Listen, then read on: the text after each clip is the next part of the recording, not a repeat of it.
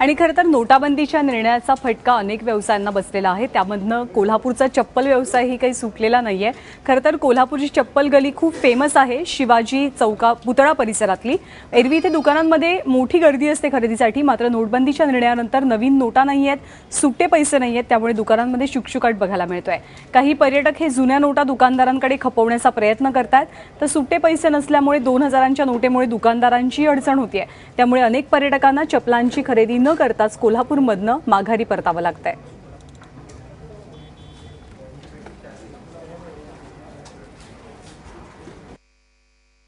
नोटबंदीमुळे आमच्या एवढा परिणाम 80% परिणाम धंदा झालेला आहे। पण एक तर आमचा सीझन 6 महिने असतो, त्यात पावसाळ्यात यावेळेला दिवाळीपर्यंत पाऊस लागल्यामुळे आमचा निदान फ्लॉप झाला सीझन।